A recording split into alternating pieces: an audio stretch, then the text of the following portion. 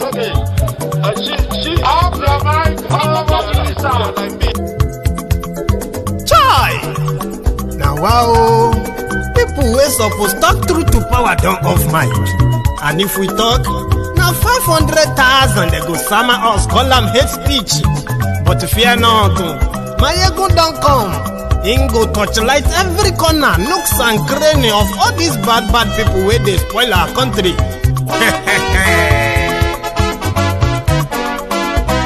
So my people make we loud, oh yo yo. Maiyegun don't come, oh yo yo. My people make we shout, oh yo yo. Maiyegun don't come, oh yo yo. Maiyegun don't come, man of the masses, oh yo yo. Maiyegun don't come, oh yo yo. Maiyegun diary politico, oh yo yo. Maiyegun don't come, oh yo yo. This one not the off in mind, oh yo yo. Maiyegun don't come, oh yo yo. Can in the touchlight every corner, oh yo yo. Maiyegun don't come, oh yo yo. Okay, some people be they holla say they want the power. Chai, them be promise us say we go get light and power. Nah. Them hustle sote they can't get the power. But now they know they do anything with the power. Sure. Every day, dollar just they get the higher power over naira. See them talk say make we off mind. But thank God say Maiyegun don't come. So my people make you loud, oh yo yo. Maiyegun don't come, oh yo yo. My people make we shout, oh yo yo. Maiyegun don't come, oh yo yo. Maiyegun don't come, man of the masses, oh yo yo. Maiyegun don't come, oh yo yo. Maiyegun diary politico, oh yo yo. Maiyegun don't come, oh yo yo. This one not they off in mind, oh yo yo. Maiyegun don't come, oh yo yo. Person where they do evil, no one make person talk. Them say that Maiyegun, that man too they talk. He too they talk. Say Maiyegun diary, he they hot like pepper. But every day then they take money in bulk. Poor man picking, they the street they hawk. Still them talk say make we no talk. But thank God say Maiyegun don't come. So my people make you loud, oh yo yo. Maiyegun don't come, oh yo yo. My people make you shout, oh yo yo. Maiyegun don't come, oh yo yo. Maiyegun don't come, man of the masses, oh yo yo. Maiyegun don't come, oh yo yo. Maiyegun diary politico, oh yo yo. Maiyegun don't come, oh yo yo. This man not the off in mind, oh yo yo. Maiyegun don't come, oh yo yo. This man no dey off a mic, oh yo yo. Maiyegun don't come, oh yo yo. Good afternoon, good morning, good evening to you, wherever you are watching from. Top of the moment to you. This is Maiyegun live, and it's a pleasure having you with me tonight. And tonight I might be a bit kind of, philosophical and sort of a deeper in my presentation, because I actually want to talk a bit, should I say more, on why it is the right thing to demand for the self-determination when the current arrangement is no longer working. And self-determination is not a call for war. And once we can educate our people, we can stop the politicians from the fear-mongering, which is their own stock in trade, fear-mongering. But before we get to all of that, there's something I would like to clear. You see, people who are genuinely fighting for people, genuinely, they do it naturally. Because if you want to fight for the people, you must at least let the people be carried along. Let them feel pretty much like what they feel. In that case, when you find yourself doing what is right, you should never see it as a competition. Okay? We will need ourselves. There are some certain things. Emotions may rise, and people may sort of say things that are practically impossible or not practicable. However, there are things we should all know and be very, very kind of sure of, is that we're going to need ourselves. Okay? If we want to change anything, as much as the awareness is, going and growing now, First thing we have to take out is this mentality of competition. Some people are doing it better, some are not doing it better, some are more this or so. I mean, some are more genuine than this other, and all of that competition. One. Then at the same time, we must all drop this gap of arrogance, or this gap of arrogance, let me put it that way, tribal arrogance. If you look at the way Nigeria is presently, to dismantle it, to give everyone what they deserve or what they want in that contraption, you're going to need everyone. And when I say everyone, it means that depends on what you are looking for. You're going to need everyone from everywhere to agree with you before you can easily break up Nigeria. Yes, people can tell you there's going to be war. Oh, we're going to have to fight. We have to get ourselves guns and all of that. We can say all that. Whether we even believe in that or not, people are already getting themselves guns already. There are, there's this report from Enugu, Unsuka today, where the ESN were engaging the Nigerian army. Bodies are being counted right now. Yes, it's already getting there, whether we believe, whether we want it to get there or not. So it's just out of it because it won't be the solution. No. So we're going to need ourselves that I'm referring to is that even if you don't like people from other tribes or you don't like people from other ethnic groups, but with the way Nigeria is structured now, to break it down, to give everyone what they deserve or what they want, yeah, you are going to need everyone, including the people you don't want to talk to. Let's start with that. The rivalry, which I'm talking about, the arrogance, we are better than you. We are doing it better. Biafrans are doing it better than the Oduduwans. Oh, Oduduwans are doing it better than the Biafrans. Oh, this one, we started it, and all of this rivalry. Who is best, who is not? I know social media kind of encourages that, but somehow, this is also somehow crawling and creeping into offline too. And it is time for you to know that if this is actually what we want, this is what you want, then you have to know that you are going to need everyone. Yorubas will need Igbos, Igbos will need Hausas, Hausas will need Ibibios, Ibibios will need Ijos will need everyone will need everyone. And if you have paid attention very well, the only people who understood this very well are the criminals in charge of Nigeria. They know it. No matter how much they brag about anything, there's something they are very, very, very certain of. They know that they can't become anything in that Nigeria without the inclusion of others. As much as they continue to profile the Igbos in Nigeria, which is so obvious, right? But you will still find the Igbo politicians among those who are making the decisions on who is going to be what and what is he going to get back in return. They all work hand in hand. A Fulani oligarch or a Sokoto Caliphate descendant who believes that it is his birthright to lead Nigeria or to get whatever he wants in Nigeria. The mentality, he also knows that he needs the cooperation of any compromising or ready to compromise Yoruba, Igbos, Ijos, and everybody from everywhere. Those who are ready to also compromise and trade off their own people for him, even though he felt powerful. Do you get that now?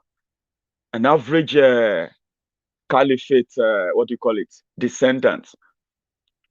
And it's so bad, it's so sad that even the caliphate, the Sokoto caliphate that they claim to be so powerful, doesn't really represent the majority of the place they claim.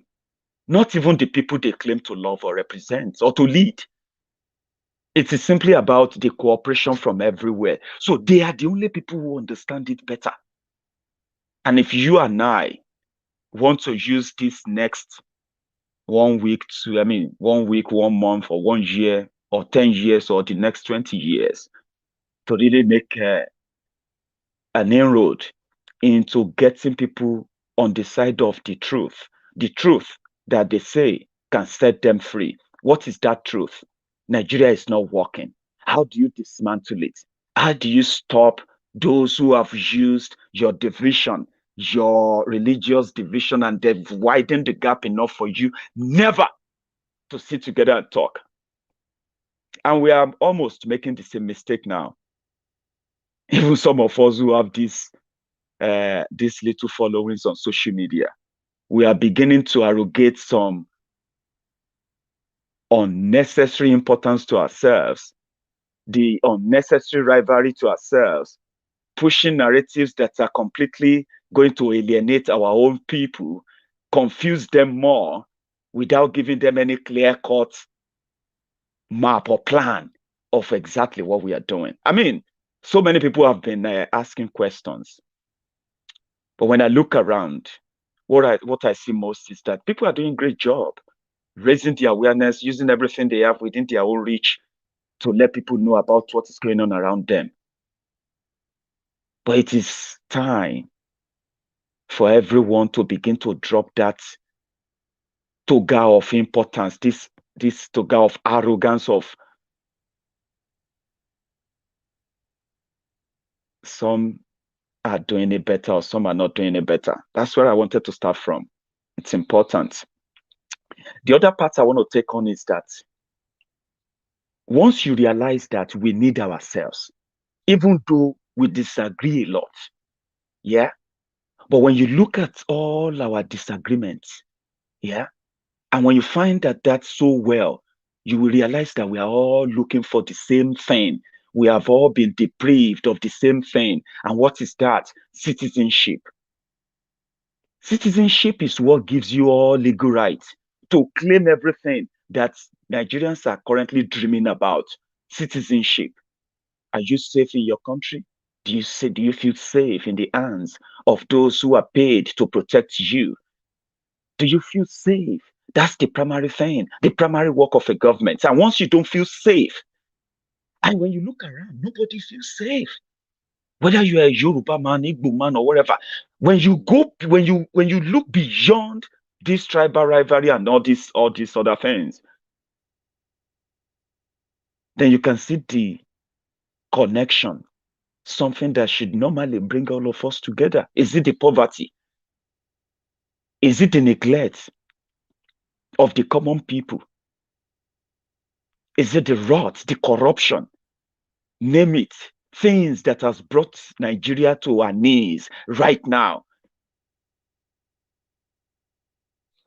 Things that made everyone believe that we just need to go our different ways. Yes, let's go our different ways. Do we have to kill ourselves to do that? Of course, we don't have to. I don't want to sit down here and tell you that it is convenient to tell you that we have to kill ourselves. Even if it is inevitable. Yeah, it is inevitable. Because they are already killing us. But that is the trajectory that the current system in Nigeria represents and understands. I know. But are there no other ways where we can actually get people involved enough? We're looking at, there was a time they said we're going to mobilize 1 million people to walk on the streets of Oduduwa land. It doesn't matter who is going to do it. It doesn't matter why we should. It doesn't matter who is going to lead it. All that matters is, do you feel concerned enough to express your concern as well by joining those who are also quietly, silently expressing their own displeasure too? But we couldn't raise the number because the political class have done so well to condition the citizens, weaponize poverty, and use every tool they can to suppress such public expression of displeasure, which is normal in a democracy. Oh, protest is not going to work. Of course, it may not work. But have you really done a real protest? Have we really done a real protest? I mean, a protest that is understood by the people why they have to do it. A protest that a PDP APC apologist will not be able to sway the people. That's the job that people like myself should be so interested in doing. When I'm talking about dropping rivalry, dropping this competition of a thing, I know what I'm talking about. There was a time I was told that we have platforms where I'm glad that is cutting down, but there is no point where we have to disparage people who are doing little they can, as much as they can, to keep the people informed why Nigeria is not working, and in their own way, preferring solutions on what they think should be done. Why we shouldn't be disparaging them simply because they don't toe the line. There are some of us who have now put ourselves in this position because we can attract thousands of viewers talking about important situation. I mean, important conversation that actually affects millions, where people will actually die. Every day we talk about why Nigeria is not working, why the people who claim to be the leaders of that country should at least save the lives of the people. Every day we talk about that, people die.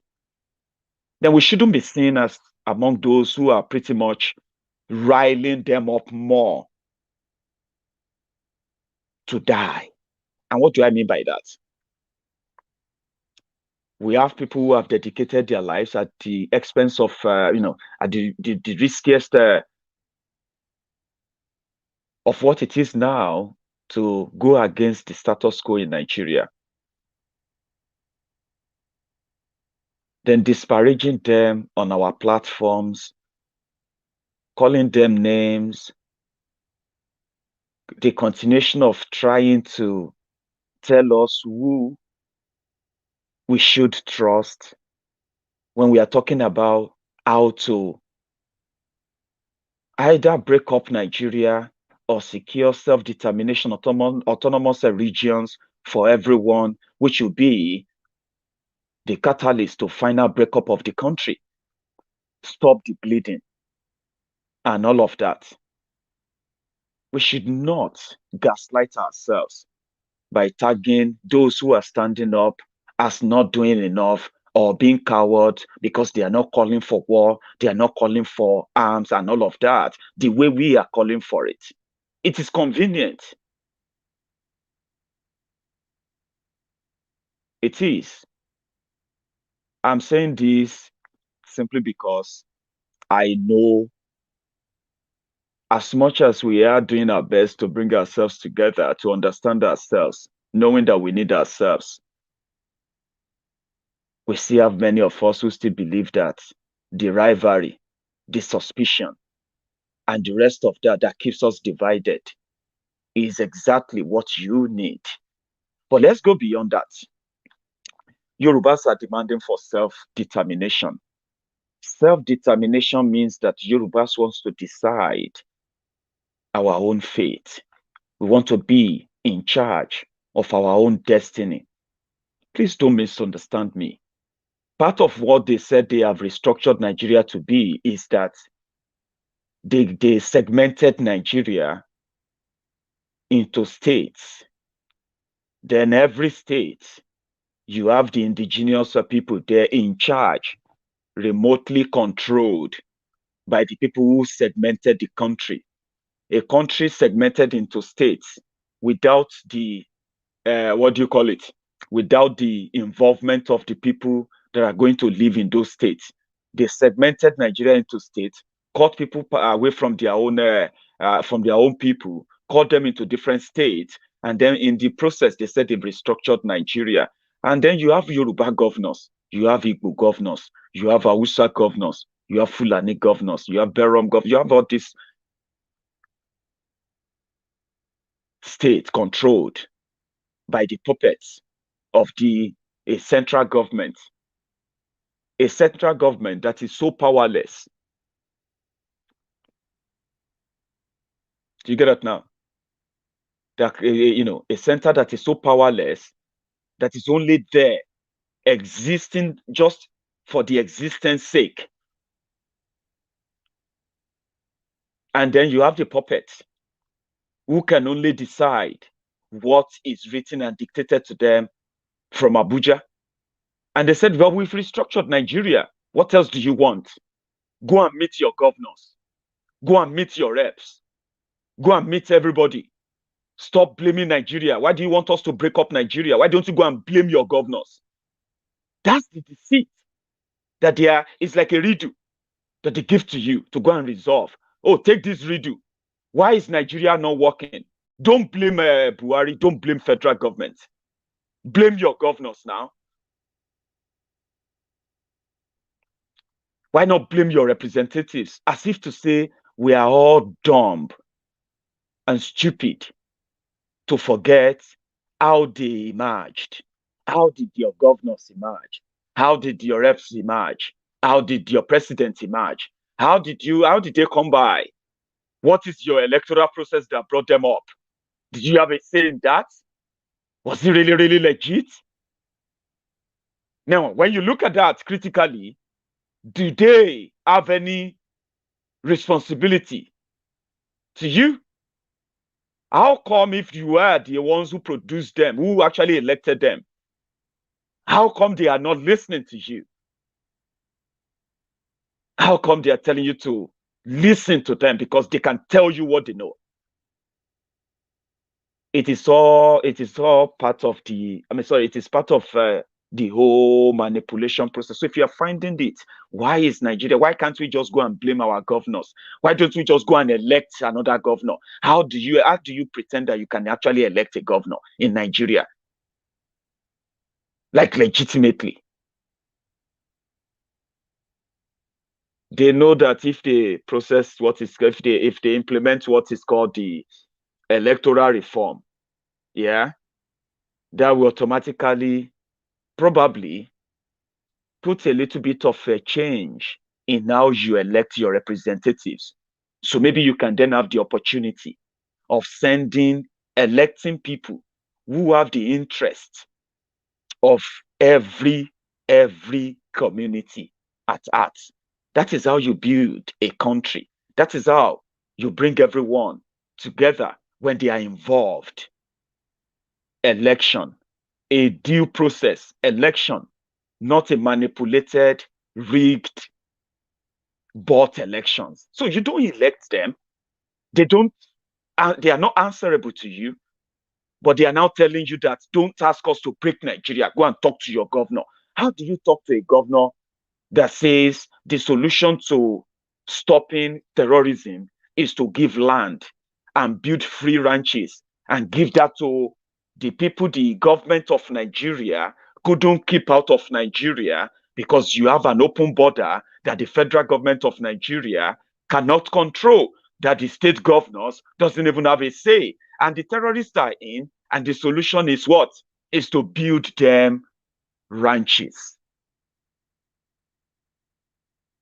And when you say, no, we don't want ranches, you get arrested. So, and then when you're like, no, we don't want this again, they're like, well, you either take it or you are screwed. Yeah, everyone is screwed. How do you then believe in such system? How do you break up such system? Going through the same people. How do you ask the people who are benefiting from a system that is making you demand to break up a country that is not working for you? The same people, how do you talk through them? They say, go and meet them. Go and elect better people. Go and join politics. How do you join politics that you know clear, right? That beautiful idea of yours, a Congo of rice, or even if you now do the best, if you do everything, like those who are asking the IPOB members that they have the numbers. Nnamdi Kanu controls large numbers. He controls millions of people that will do whatever he asks them to do because they believe it, they trust him. Why can't he just tell them to go and vote for some people? How can you believe so much in the lies of one Nigeria that, oh, let us go and do election and elect reasonable people, when you have the people who are going to announce the results and the result is already written, okay? They have it written. So they have the winners already prepared. You will see that you will have your own result and they will announce a different one. And if you are still pretending to be legit, you want to go to court. They control the court as well, whereby they have all the judges that will disqualify your petition on technical reasons. They have all this put in place. And when you are now feeling like this is so wrong, we are going to have to fight, we're going to protest, they have the policemen that have no weapon to fight criminals, to fight terrorists. Yeah, the military that have no weapon to fight terrorists. Suddenly, they will have all the weapons in the whole world to crush that your protest. Then eventually, you will come back to square one, where Mazi Nnamdi Kanu is telling you a system that is programmed this way will never work in anybody's interest, even if you have the number. How can you not see that? It is so rigged that it's okay. Then what is the solution? The solution is to let everyone know first. Believe that, one, from where I started, we need each other. Even Mazi Nnamdi Kanu himself at some point had to soft pedal. Do you know why? It is not a singular battle. To break up Nigeria singularly will only attract nothing else but a total hatred that you can't even explain from the other tribes who are also trapped in Nigeria. And when Mazi Nnamdi Kanu himself realized this, you know what he did? He reached out to other people and he asked everyone, we need ourselves. You may not like the Yorubas. Yorubas may say they don't like the Igbos. Yeah, the Hausas may say they don't like the Igbos. Igbos may tell you they don't love the Fulanis. All of these are reactions to what it is, what they have brought upon the country. Yeah? But to break it up, you will need everyone. It doesn't matter where you belong to. And this is where this comes to be. We have people who are on ground, who are already, especially what the Yorubas are asking for. The Yorubas, as at today, we have made it very, very clear that 2023 election is not paramount to us. But do not downplay the influence and the power of those that control the wealth and the resources of the Western Nigeria, Yoruba land. And do not blame those who are using their little tiny resources to educate and mobilize the citizens to realize the dangers ahead of them, rather than the comfort, the luxury, the VIP or VVIP statuses that these guys wants to fight for in the name of presidency in 2023. They have the resources to keep our people believing them. Do not underrate that. But we have people, Ilana Yoruba, which is now the coordinating, umbrella organization that is supervising other smaller organizations in Yoruba land who are doing tremendous work, great job, carrying the people along, telling them it is the right thing to do. And in the process, they are also reaching out to other ethnic nationalities in Nigeria. They are reaching out to the Igbos. They are reaching out to the Biafrans, as they would love to call it. They are reaching out to the people in the Middle Belt, the Benues and all of that. They've reached out to many other, ethnic nationalities, trying to build rapport, trying to build a camaraderie, relationship, something that the ruling class from all these ethnic nationalities in Nigeria only enjoy to their own personal advantage only. Think about that. We should not underplay them. We should not call them cowards. We should drop this toga of arrogance, of a verbal brutishness that some of us are so accustomed to. Yorubas are this, Igbos are that. Drop it. Embrace reality. We will need ourselves, just like we would love to see ourselves respected in our own respective countries. Nigeria is not working, no doubt. But there are people who are genuinely concerned, and their work has done so well that today, it seems that the only place that Thiefnubu will find a bigger problem for his 2023 selfish ambition of leading Nigeria, the place is going to have the biggest problem is going to be the Yoruba land. And this time around, do not let anybody blackmail you into, or to blackmail, to use eldest tribal, what have you, to blackmail you in saying, hey, don't be a bastard. That's the usual word. Don't be a bastard. Why won't you support a Yoruba man to be president? When they ask you that, ask them, why should you support a Yoruba man to be president of Nigeria? They should give you the reason. Most of the time, they don't have any reason. They just want to blackmail you into believing that Yorubas should just be president. Why the poverty they brought upon Yoruba land should continue. They brought poverty. They weaponized poverty in Yoruba land. They made Yorubas vulnerable in Nigeria. Now Yorubas are now refugees in another country, Benin Republic, or courtesy of these criminals. So ask them, when they ask you, Yorubas should be president, ask them, why don't you want a Yoruba man to be president? Ask them, why should the Yoruba man be president? You have 6 Yoruba governors in Nigeria. 6 Yoruba governors. For 22 years, 6 Yoruba governors and 1 president ruled Yoruba land for the first 8 years.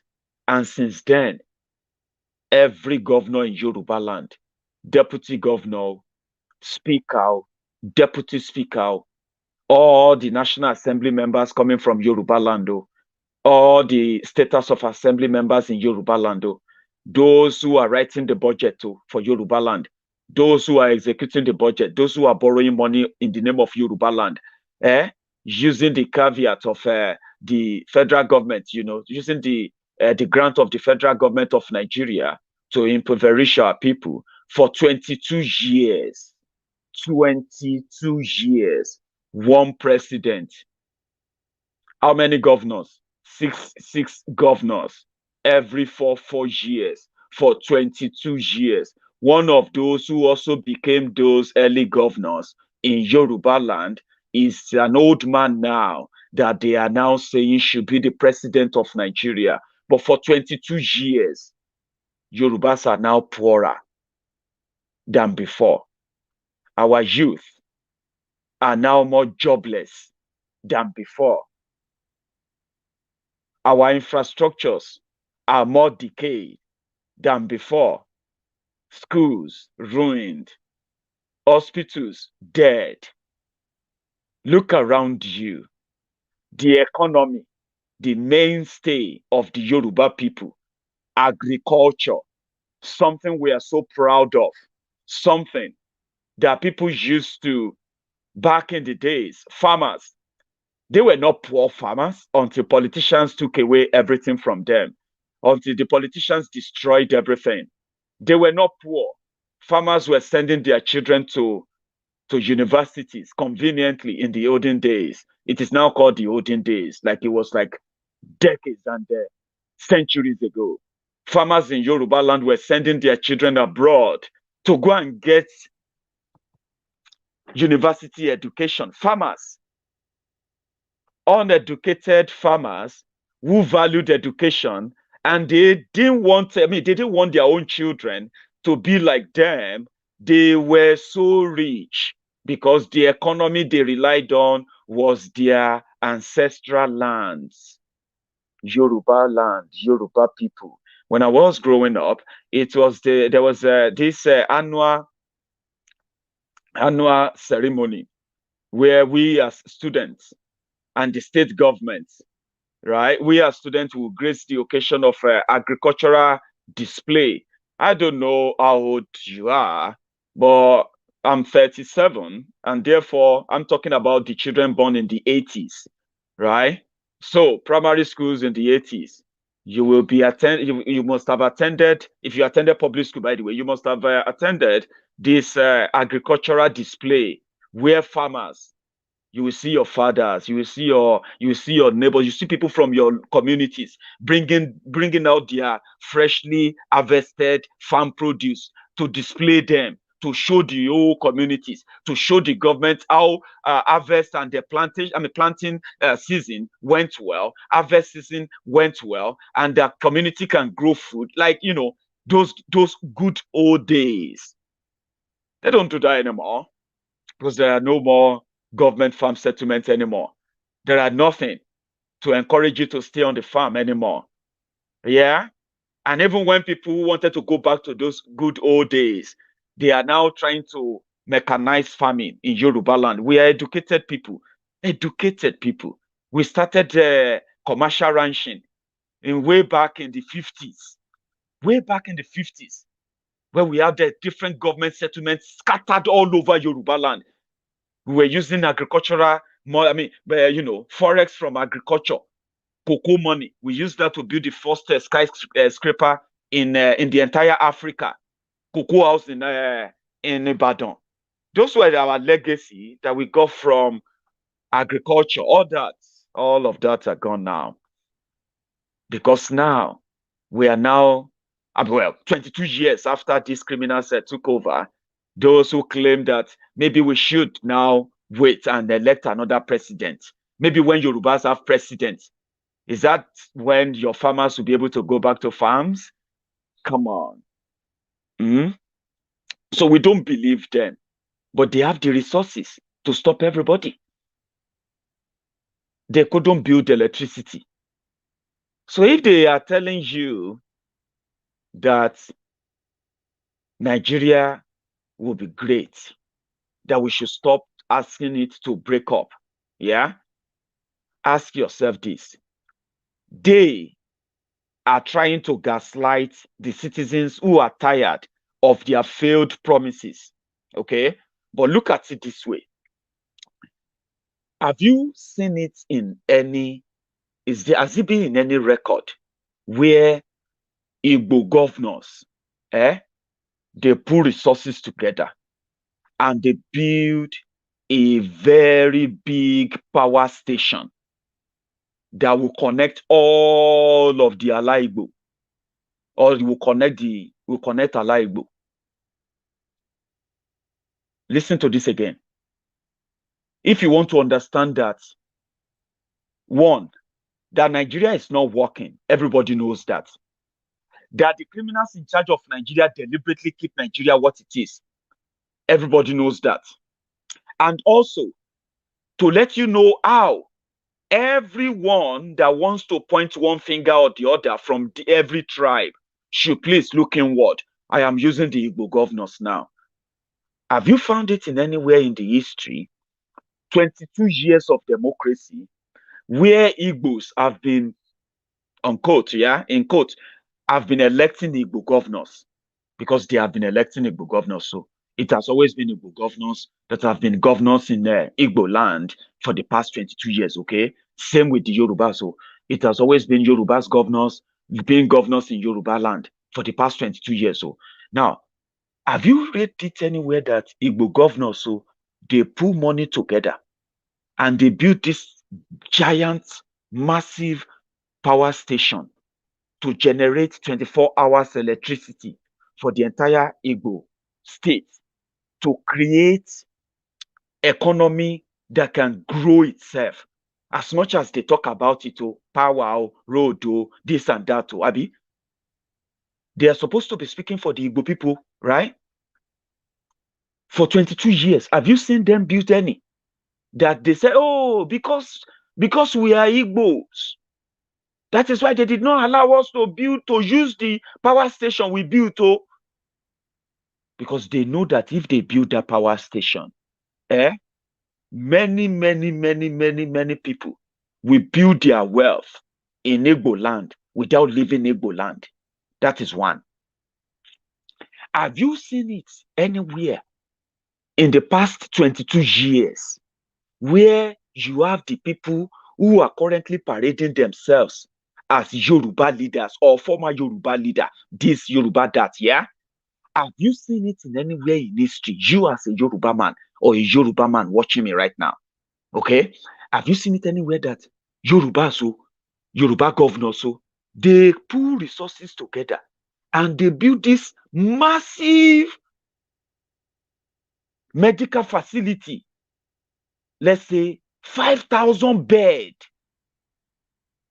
where everything you want to look for abroad medically, just go to Southwest Nigeria. They have the best medical facility in the entire Nigeria. And they say, oh, when we are building it, they stopped us from building it.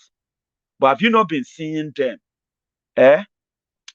showing up clinics where they are commissioning 100 bed, 200 bed, doctors won't be paid. When you go to those places, you can't meet any doctor there or any specialist that will take care of you.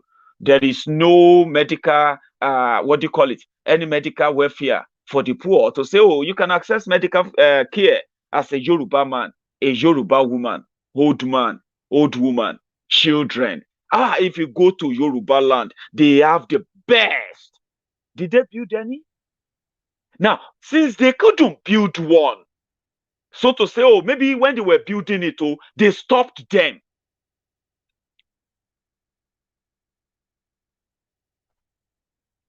Oh, when they were building this power station in the east, Nigeria stopped them. No, it is a collective agreement to keep everybody poor. And the only way to untangle that is to let everybody know that we need ourselves. We do. An Hausa man needs an Igbo man. Even if it is a very tough decision for him, an Igbo man needs a Fulani man. A Fulani man needs a Yoruba man. A Yoruba man needs an Efik man. A Ijo man needs an Ibibio man. And let me break it down for you. You want the number to dislodge the criminals that are not divided by whether they are Igbos, whether they are Yoruba, whether they are Fulani, whether they are Hausa. Have you asked yourself, how come it is easier for them, those criminals? How come it's so easy for them? No matter what they say about themselves, no matter how much they tell you that, every time they'll tell you Igbos don't like Yorubas, Yorubas don't like Igbos, Igbos don't like Fulani, Fulani say this and that. Fine.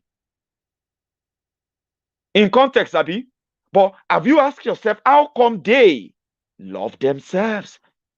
They don't love themselves, okay? But they have this convenient relationship because you don't believe that you need the same thing to dislodge.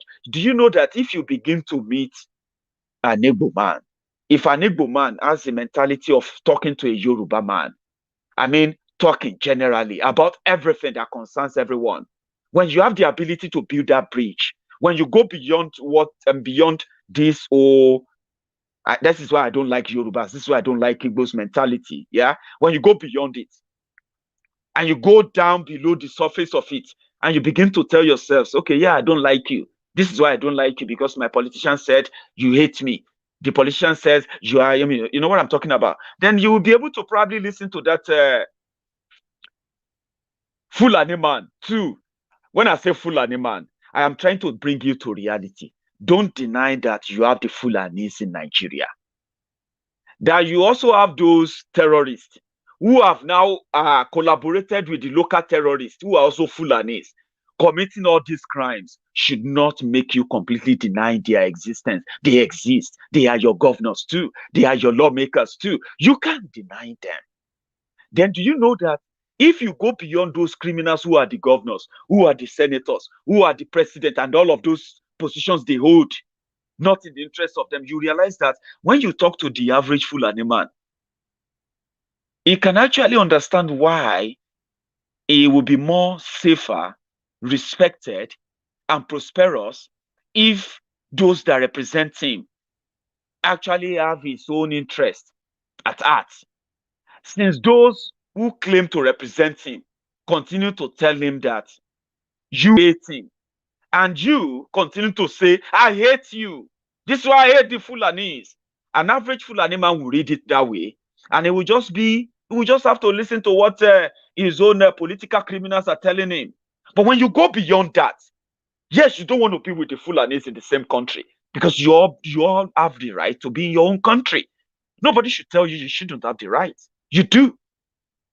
But do you know that if you go beyond, I hate you, this is why I don't like you, kill them, this and that, you might actually be able to make a Fulani man turn his gun against his real enemy, those who are using his name, using his tribe to further whatever selfish agenda they have, greedy agenda they have, whatever it is. And if a Fulani man understands why you don't want him, and he's not going to respect that, do you know there are others too that will actually send out the memo and say, you know what, you can actually be in your own country, by the way. I will respect that. The mentality that Nigeria belongs to you is a wrong mentality. If they have told you that for so long, it's been a lie, that you yourself should find the truth. And if you are not going to listen to the truth, yeah, people are going to resist you. So maybe when you go beyond what they have said already, and you begin to find out, you'll find out that there are also Fulanis who also believe that they should have their own country. But they are scared because they believe that they are being forced out because they are being singled out as enemies.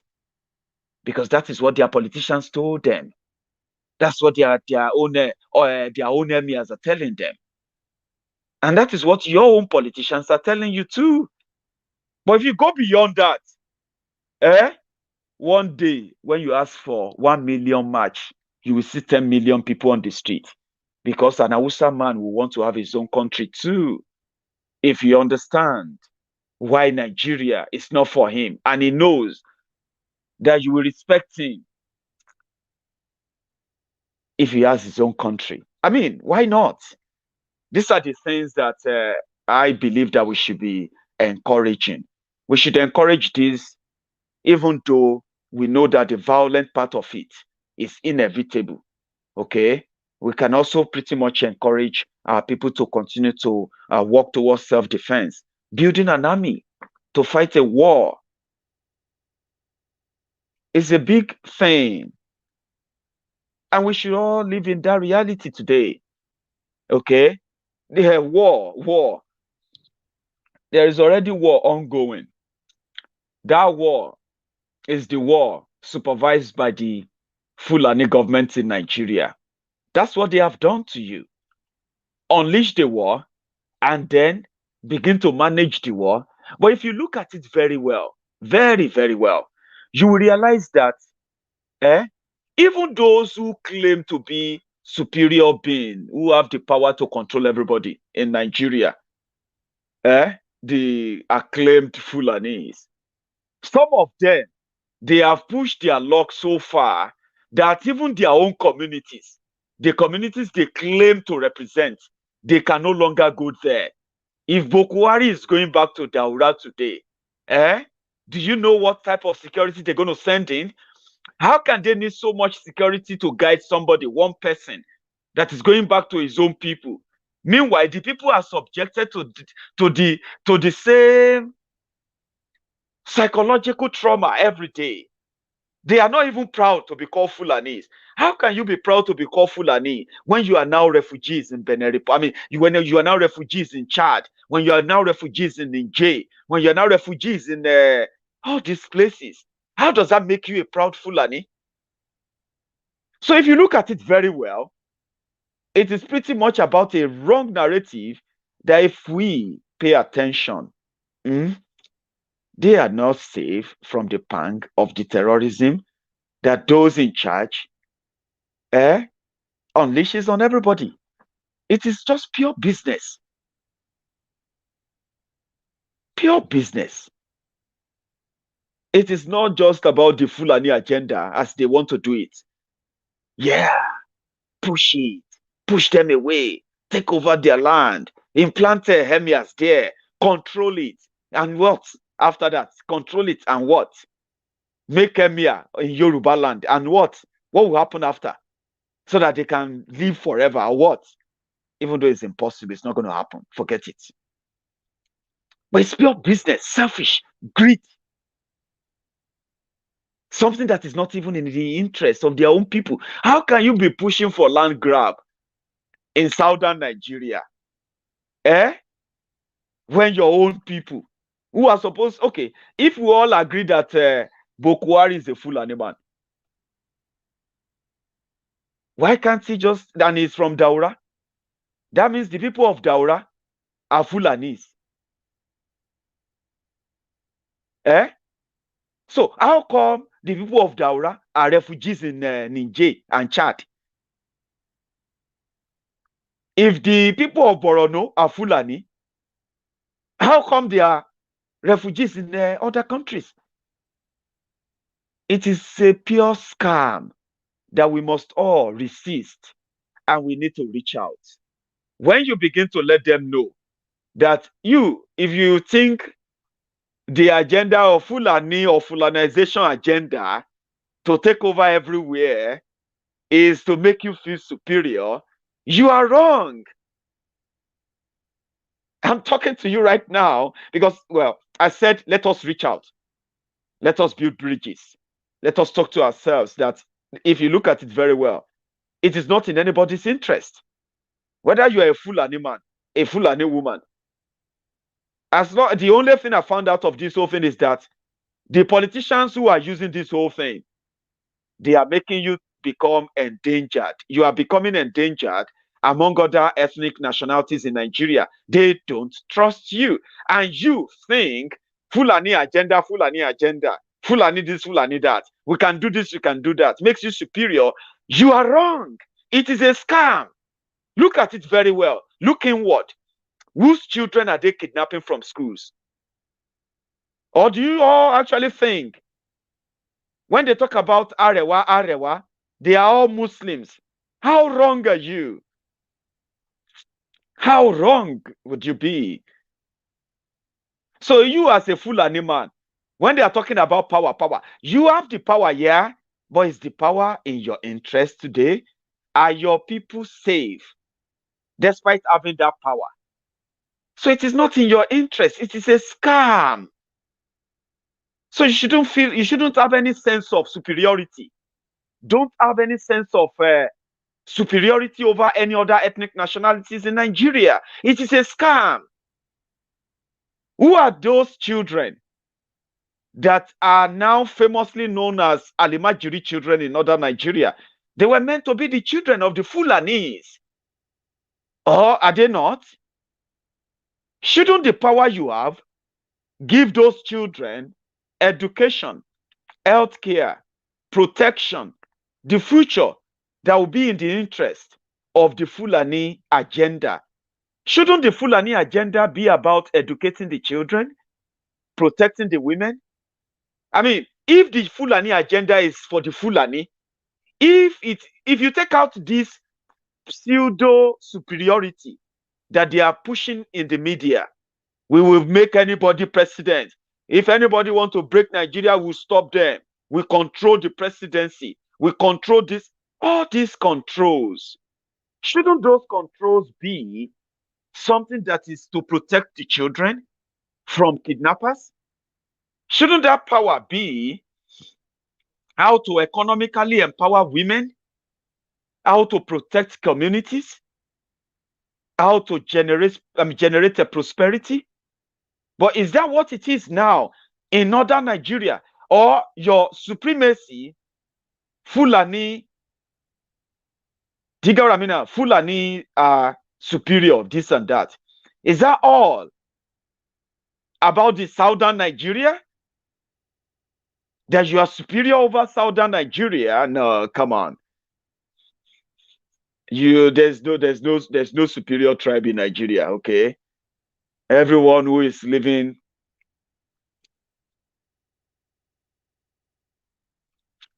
thank you. Well, defend yourself. That is a global norm. But when you say defend yourself, then after that, how long are we going to have to defend ourselves? Then we'll have to eventually have to what? Part ways. How are we going to part ways? We'll shoot our way into freedom. That's great. But it's so convenient. I keep saying it. It's so convenient. We keep seeing our own brothers and sisters being mauled down, shot and killed by the agents of government in Nigeria. No, there's no negotiation. I'm not asking you to negotiate. Okay? Because some of you are not even in the position of negotiating. I'm not asking you to build bridges. Eventually, you will realize that you are not going to shoot your way out of Nigeria. You're not going to shoot your ways out of Nigeria. I don't care about what you are smoking. I don't care what about you are being fed with. You're not going to shoot your way out of Nigeria. Nobody's going to shoot his way out of Nigeria. Trust me. If it's that easy. Many people would have done it and shot their ways out of Nigeria. So we are only asking you, build bridges.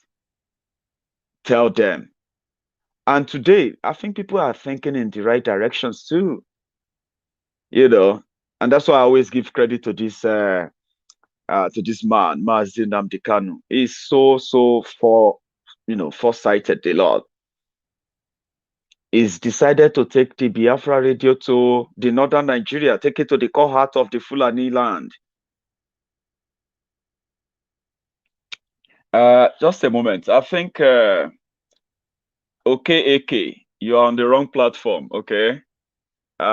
You can go and shoot your way out, okay?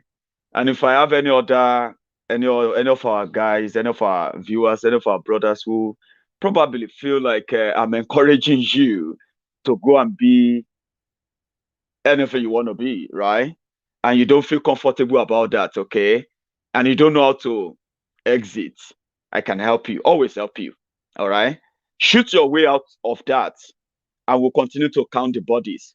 Unfortunately, as convenient as it is for some of you, as convenient, no, I've gotten rid of, okay, we know the likes, we know that kind of people. It's so convenient to sit back and type, kill them, shoot all of them, because you are not going to pull the trigger, are you? We are going to kill all of them. We are going to, because you're not going to pull the trigger, are you? Somebody else is going to pull the trigger. You're not even going to buy the bullets. You're not going to buy the bullets. So we can take the convenient way. Play to the fantasy of the people. Make it look like, oh, we will shoot the Nigerian army or we'll kill all of them. Oh, we killed 19 army. We can't see. There is no amount of Nigerian army that you will kill. The Boko Haram haven't killed more. Do you understand that? But there will always be more bodies. Do you get that now? There will always be more bodies. We are going to ship in weapons. We are going to fight them. We are going to bring war. Well, come on, shut up. Come on, shut up. How convenient it is.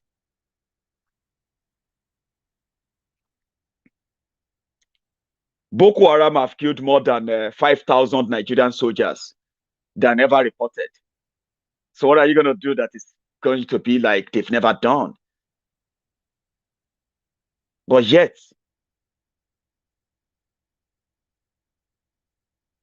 the war is still raging, isn't it? So if it's going to lead to war, nobody's going to stop it. But what we are saying is that let people understand what led to that war. And part of that is to let you know that there are ways you can fight war. It is already war. So what do you think we are doing? Trying to save lives because it is the right thing to do. So you can conveniently disparage people who are not calling for war. Yorubas are not starting their own army. Yorubas should be like, it is convenient. But not all of us will actually choose convenient way. And some of us actually have interest in the real thing happening.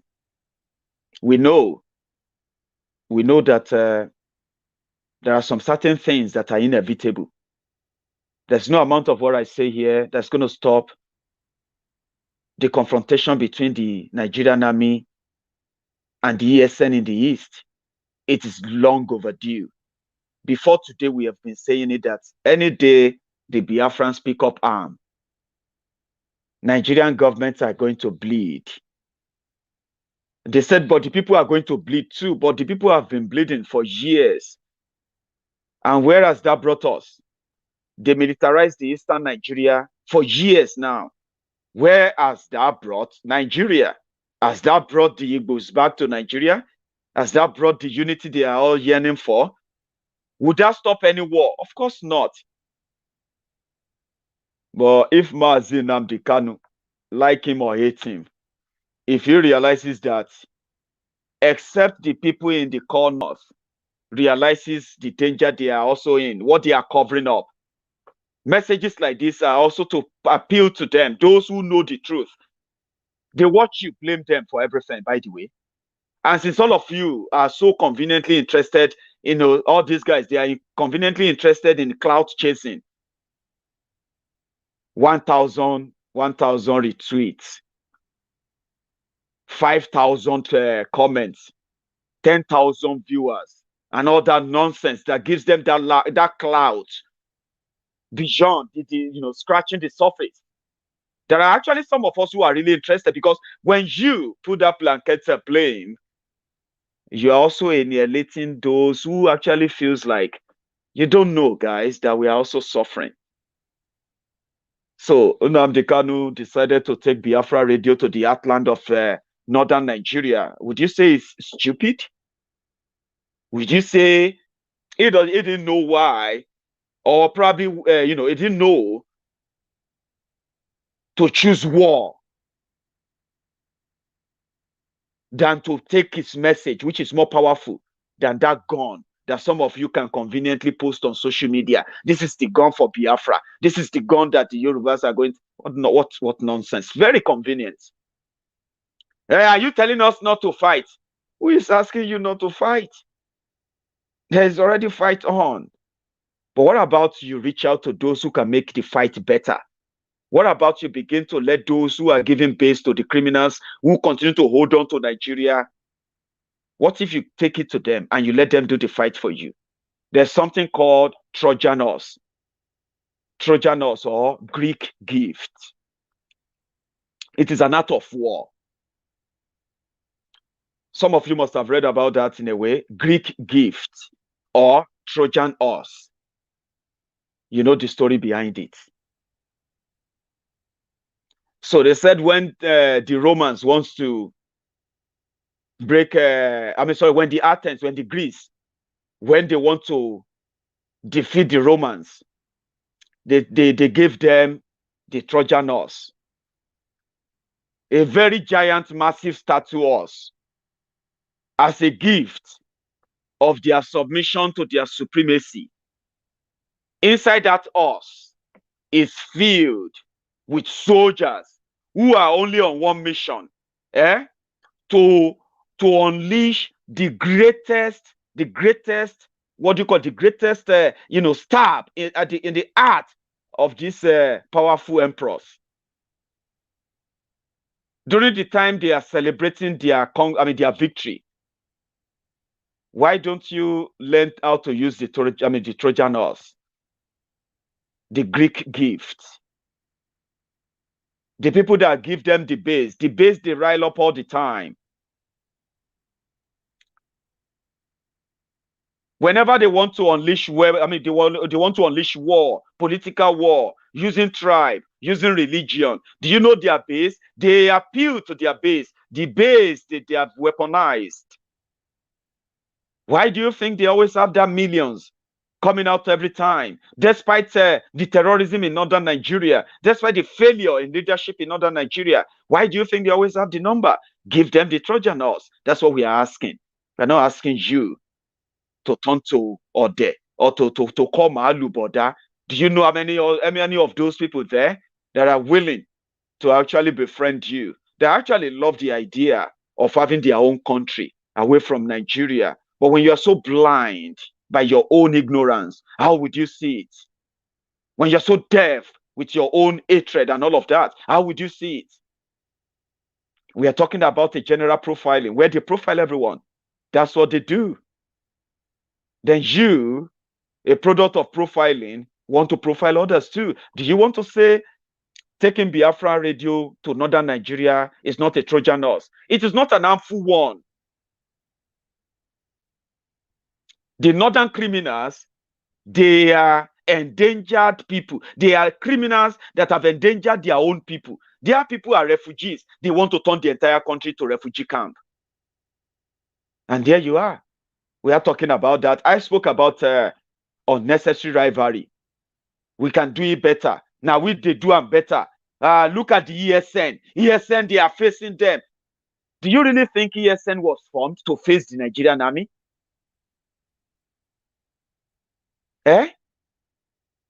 How can people be that daft? Because they believe that, yeah, it's going to be war. We're going to fight war. Do you really think, Nnamdi Kanu put ESN together to fight war? But maybe you don't have a clue. But my own job is to help you. But I can't really help you in processing information that are so much in black and white. ESN was started as a reaction, as a response to the invading Fulani terrorists to the eastern part of Nigeria. They are already there. They were already raping, kidnapping and killing, butchering people in the eastern part of Nigeria. It was already there. Despite the presence of IPOB members, Nnamdi Kanu was called upon. You can't just leave us like this. We need to put resources together and defend our people. Is that not why ESN was formed? How can you not understand that? And if it's going to lead to them having to defend the Biafra land against other terrorists like the Nigerian army, as they are currently doing, do you really think that is something that is so convenient for the hierarchy of IPOB themselves? Watch their own men and women fight 2 wars simply because all they are asking for is to protect their own people. Do you really think that was what they asked for? But if they have been pushed to pick up arms today, who is to blame them? But just be very clear. To be very clear. Without having to dance to this clout chasing idiot on social media. Chase your cloud, do all of that. There are many of us who are actually really interested in the real thing happening. And when we see those who are really working towards it, and we see all the mechanisms being put in place, no matter how slow, no matter how little it appears, we know how important they are, how significant they are. But you just want to see the gun blazing, people being killed, people turning into refugees, igniting something that we are actually not prepared for.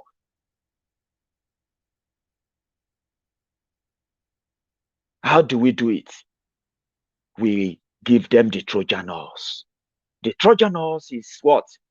Build that bridge. Whatever you are looking for, you will find out that others want it too. They just want to understand why we should be part of it. And that is not too much to ask.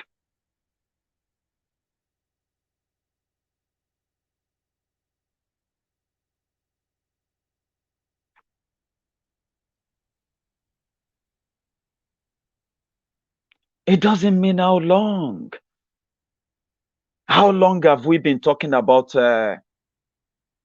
breaking Nigeria now? Let's start with our own good neighbors, the Biafrans. You have done everything. You have done everything. But do you know why you are still tangled in Nigeria? It's because majority of those who are also trapped in Nigeria, they don't know why you want to leave. As much as it's so easy, plain, you've repeated yourself, you've said it repeatedly, but did that stop you? Did that stop you from advancing the cause? Of course not. So when you want this timed, it means probably you either have no idea what you are asking for, or you probably have no clue what it requires. Genuinely, I'm just being honest. Somebody asked me, how long do we have to? We are not placating people. You are pushing the advocacy that requires others to understand why. And today, do you know the success? The success of you not giving up, not timing yourself. When I see people that says, oh, Biafra is going to come in by the end of the year 2020, I laugh. How can you be so kind of naive that you are timing yourself for something that will take generations, that has taken generations to even get to where it is today? You don't time yourself. When you time yourself, you are only setting yourself up to fail. How long? Forever. Whenever it takes. How long did it take you to keep pushing? How long? How many lives have been lost?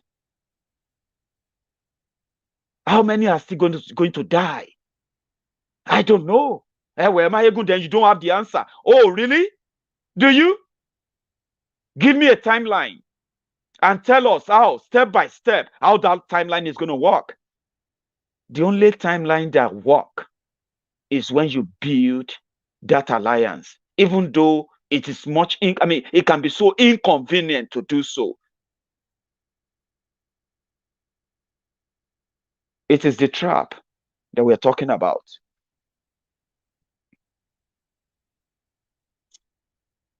It is the trap. Nobody should be timed. Why does people really want to sound so right? Like, I have the answer. No one has all the answers. And that's why you have to build bridges. There is a puzzle that I believe that we have managed to break down. What is that puzzle? A Yoruba man can sit down with an Igbo man. Yes, he can. That used to be a puzzle. An Hausa man, an Efik man, an Ijaw man, and all this, they can sit together.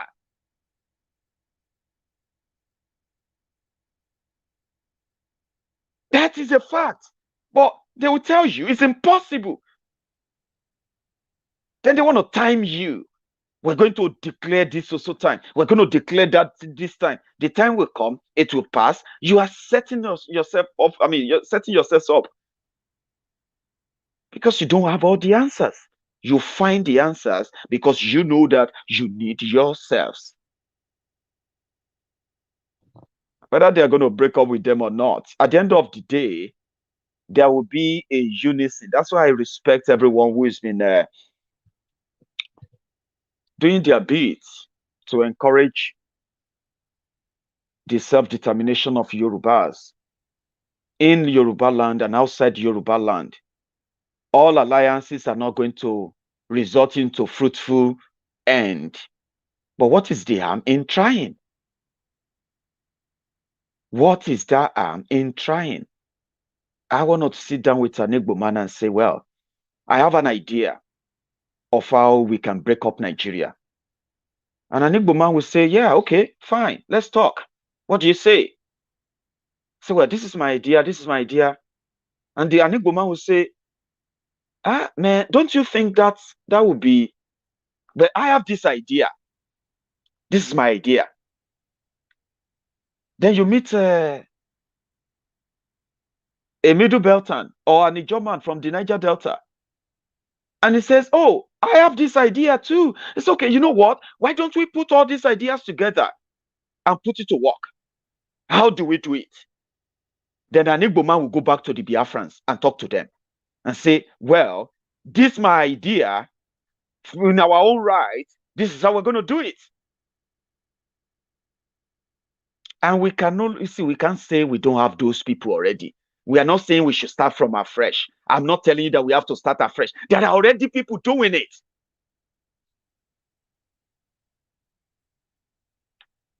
The IPOB leadership, which we acknowledge Mazi Nnamdi Kanu as the leader, reached out to the Yorubas. He reached out to those he believed are genuine about the Yoruba self-determination. The Ilana Yorubas, who also believe that there are also people in the savannah, in the middle belt, who also believe that they deserve better from Nigeria. They reach out to them. And everybody will start talking and say, well, we will have it this way. Oh, we believe we should try it that way. The Yoruba said, you know what? We're going to mount pressure on those who are claiming to be representing us. That is a clear path. That is something. You don't mock that. You don't laugh and say, hey, it is a clear path. Like I said, not all alliances would work out at the end. But every alliance is worthy of a shot. Yorubas came together. They had a conference in Yoruba land, in Ibadan, at the historic Makpo Hall in Ibadan, just about 2 weeks ago. And they said they were going to conduct a referendum in Yoruba land on June 12. That is something. A referendum means Yorubas will come together and say, do you want to be part of Yoruba land or not? We wait for them to show us how. We give them the support to make them succeed. They also said they have now ordered all the political office holders in Yoruba land, especially the House of Assembly members, to begin the process of moving a motion for the self-determination of the Yoruba people. That is also a clear, explained process. You don't mock that when you don't have any other one to present to us other than to say, hey, we have to fight and shoot and kill. Of course, we are going to fight and shoot and kill. But we have to be pushed to do that. So far, so good. Yorubas have proved that we can defend Yoruba land. It doesn't matter what you say. Yes, our people are now refugees in Benin Republic. Yes, unfortunately.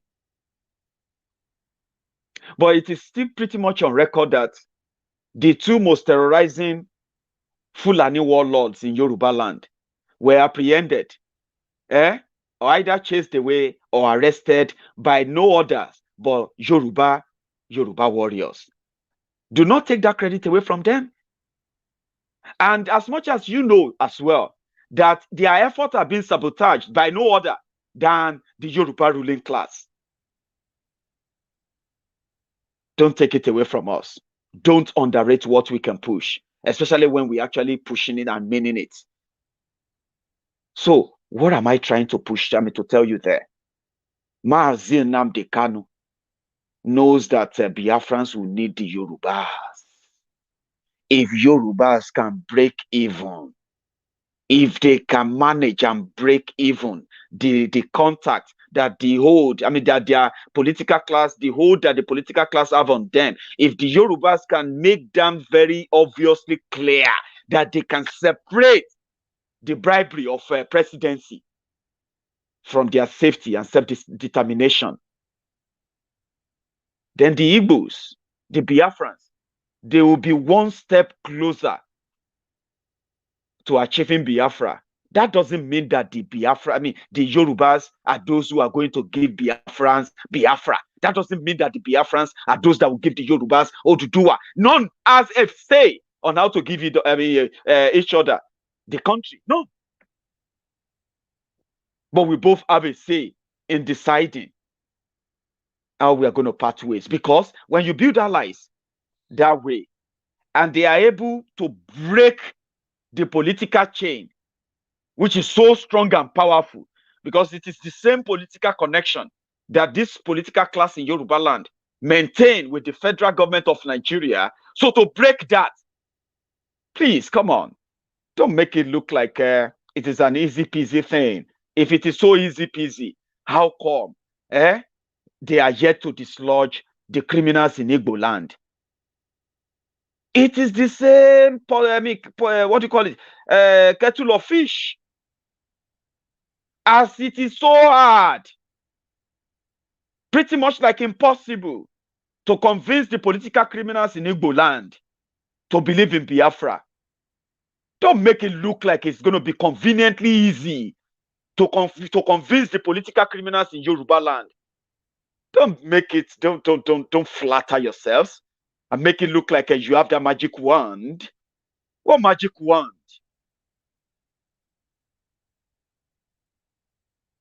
So if you want the social media attention to give you that clout,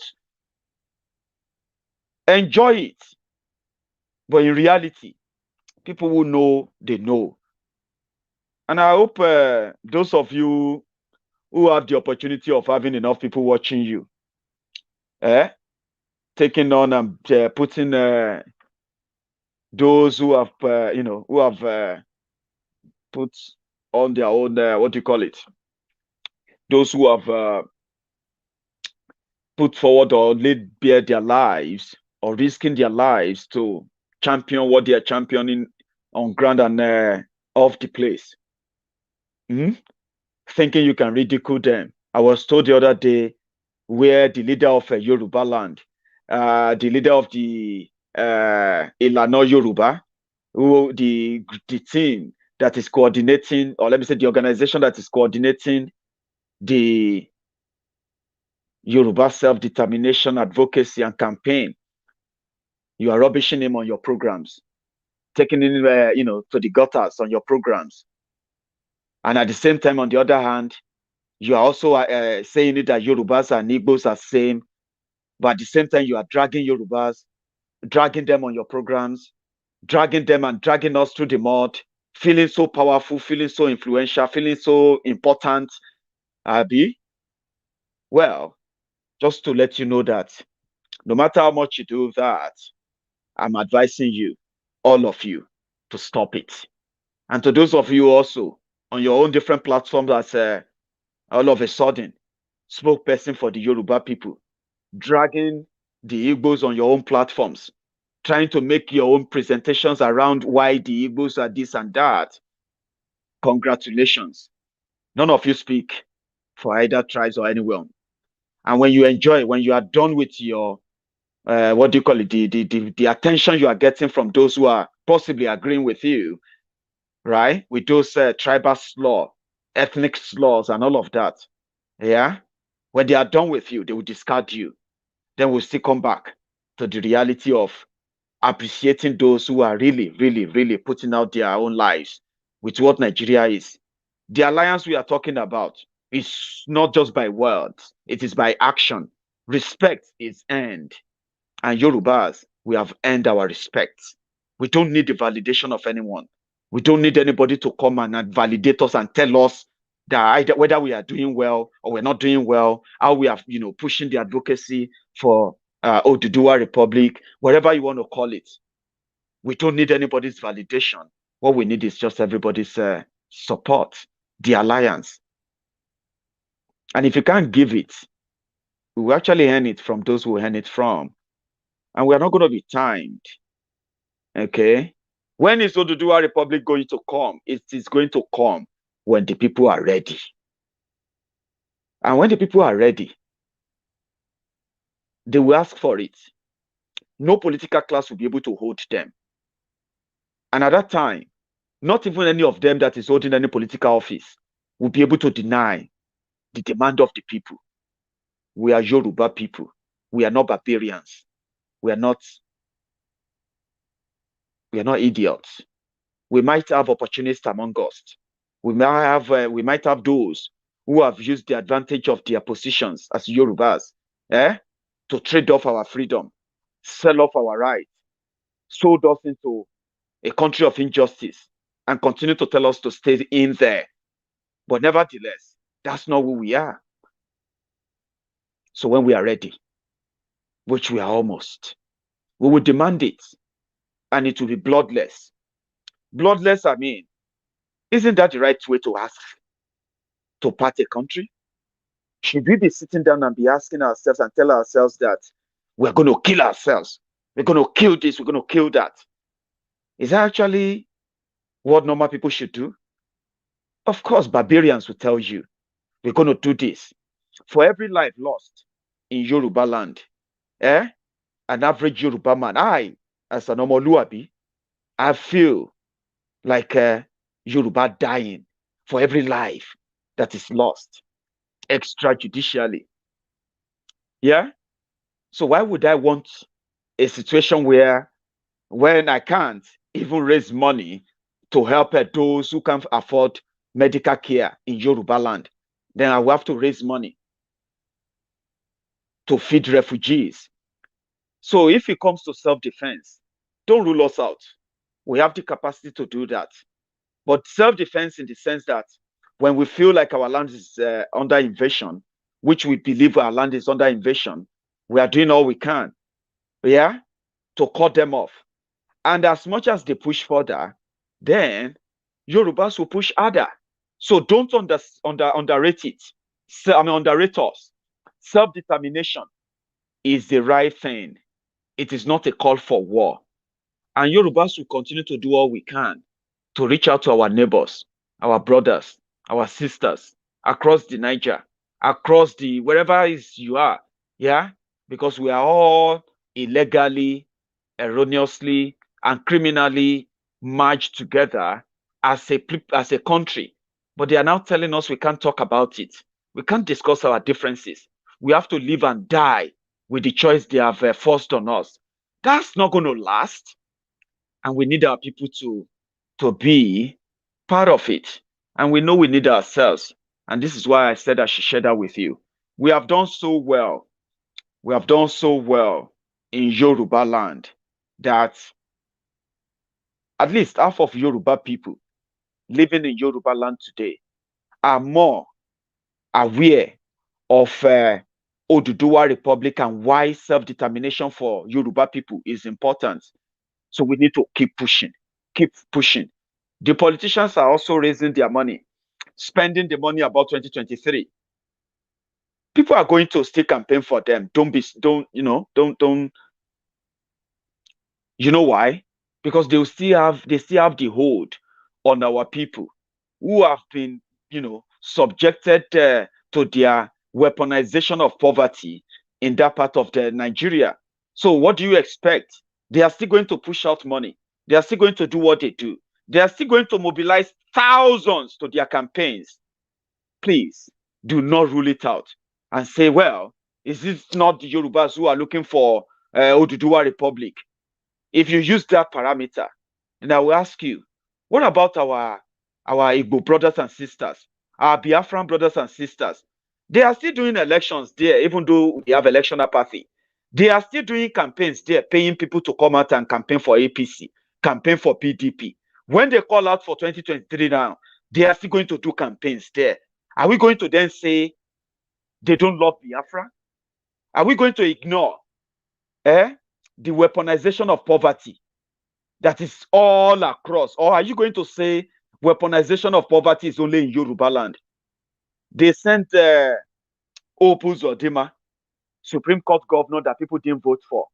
Is the governor of is the governor of Imo State today.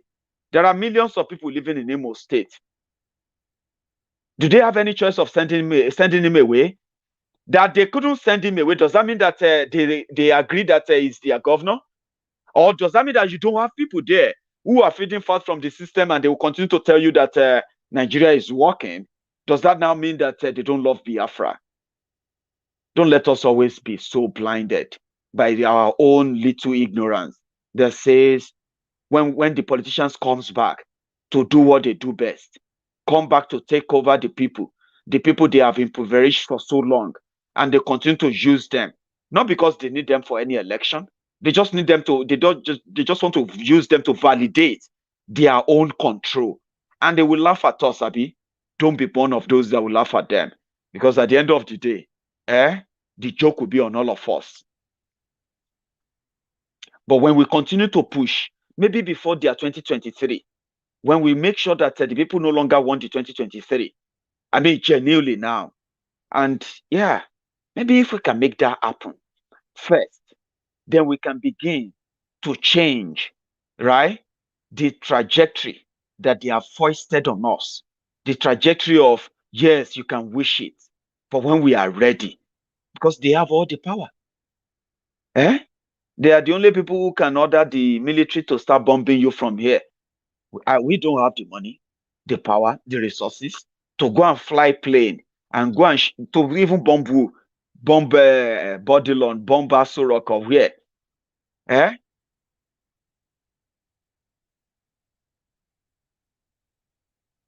So this is what I have to share with you. And I hope this message probably get to you somehow. I am not going to be responsible for how you take my message, okay? But I am very sure I am doing my part. If I ask you to reach out, look at my video will go far. It will reach so many people. They will watch it. They will agree with me. Some of you will disagree with me, which is understandable, okay? But at the end of the day, I might be able to change the mind of 2, 3, 4, 10, 20, 30 people. In my own capacity, I have actually managed to change the minds of tens of thousands of people to begin to see why you don't need to hate somebody simply because you want Biafra. You don't need to disparage people simply because you want to do a republic. There is no need for competition. There is no need for rivalry. There's no need for all of this needless nonsense. If you believe in something that works, share it. Build alliances. Build relationship that encourages communication. Communication that makes a Igbo man, an Igbo man to speak to a Yoruba man to feel confident and comfortable discussing the breakup or discussing self-determination. When you begin to build this community of people who can talk, then you have it already. When you call for the breakup, you will have everyone ready. Don't force it on people. Don't let us force our own opinion and idea on people. We may disagree with them. Maybe they don't know how to present it better. Maybe I didn't do it better. Maybe I presented it in a way that didn't get to you or appeal to you. Okay? My job is not to appeal to you. My job is not to make you happy. My job is to get you thinking. If you disagree with me, maybe my own idea will prompt you to form the better one. And maybe when we listen to you too, when you have the ability to listen to others, and you realize that we need ourselves. We need ourselves. How happy would you be when you see the people they made you believe that all they know is rankadede. Whatever they tell them is what they believe in. How wonderful is it going to be to watch them stand up against those they told you they will never stand up against? Don't you think you have a role to play? Don't you think that is something that can make a difference? If you are still fighting to overrun those criminals in charge of your own country, in charge of your own Biafra right now, or don't you think that all the governors in Biafra land, they are the people in charge of Biafra right now? They are the people who will never make Biafra happen. Not a Yoruba man in Lagos, not a Yoruba man in Oshogbo, or a Yoruba man living in Abeokuta that doesn't even know how or what to do to give you Biafra. But the people in charge of Biafra, the country called Biafra today, they are the Biafra governors. You have to find a way how to get rid of them, don't you? But by the time you realize that the area ones have found a way to get rid of their own criminals, then maybe their own way may be the inspiration you need. Maybe you don't know that you need an inspiration to get rid of your own governors. But because you didn't elect them, I'm not going to blame you for not getting rid of them. Because in that case, you too should not blame me for not getting rid of our own governors. We need ourselves. At the end of the day, when we make up the number, when we have strong organizations that can take them up, that can mount pressure locally and internationally, America is not going to do anything. UK is not going to do anything. Some of you living with this mentality of Buhari is in the UK to come and take order from the Queen. You need to grow up. I will read some comment and I'll be like, how old are you, ma? How old are you, sir? In this age and time, you are believing that Buhari is in the UK to come and meet the Queen, to come and take order, how to do whatever in Nigeria. And you actually believe that because somebody told you that, Abi, in this your own age and time. So Buhari will then go back and then the Queen will say, please, I want you to go back and kill all those Biafrans. How old are you? And when people tell you that you are not a small kid to believe that kind of nonsense, and you actually believe that you are repeating it, how old are you? The reason why we're asking how old are you is that maybe you are older, but you have a brain of a little child. Buhari doesn't need a queen to come there and say, kill Biafrans. He's receiving new order. Which new order? A UK defense minister is in Nigeria to help Buhari to keep Nigeria. They don't need to keep Nigeria anything. They are just there to protect their interests. What is the interest of the British in Nigeria? Economy. It is economical. Nothing. If Nigeria need weapon to kill a citizen, UK will sell the weapon to them. They are in Nigeria to keep Biafran there. No, they are not there to keep Biafran in Nigeria. Your governors are keeping Biafrans in Nigeria. Yoruba governors are keeping Yorubas in Nigeria. Ijaw governors are keeping Ijaws in Nigeria. The Savannah governors, Middle Beltons are keeping Nigeria. I mean, the Middle Beltons in Nigeria. It is not the UK. It is not America. Why do you think America will sell weapons to Nigeria? It's because America continues to have economic interest in Nigeria. And the only people that guarantee them that economy is the people in Nigeria. If you break Biafra away, they will have to negotiate with the people in Biafra. So who told you that if you have good lobbyists? Are you people not actually thinking? I mean, there are good lobbyists that can sell this idea. Maybe you haven't really got somebody to do it for us yet. The idea of self-determination where you can get UK on your side, where you can get America on your side. America will sell you weapon, of course. But you have to give them something. Lobbyists do the job. The moment you get lobbyists into Washington, I'm telling you the diplomatic part now. The reason why America will continue to come to Nigeria, America will continue to look away, even if Nigeria continue to kill all of you. The reason why UK will continue to look away, they don't have much say. They don't have anything. They don't advise your government. They don't have anything to advise your government. How old are you? UK is holding Nigeria. Which UK is holding Nigeria? UK will sell weapons. They have businesses in Nigeria. They are drilling your oil. They have companies, shell companies there, drilling your oil. Different of them taking, different contracts on behalf of their different countries. Their interests will be protected as long as Nigeria says they will be protected. Then what do you expect? They will sell weapons to them. Now, today, these are the people who are the lobbyists there in the UK, lobbyists in America. Do you think Americans are not seeing what is going on? Do you think they don't see Biafra? They don't see the Oduduwa agitation? Do you think they don't see it?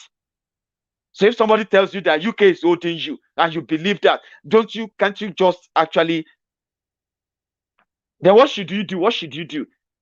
UK will run away. America will run away.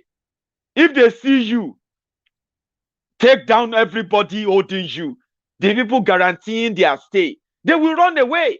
They will make deal with you sharp.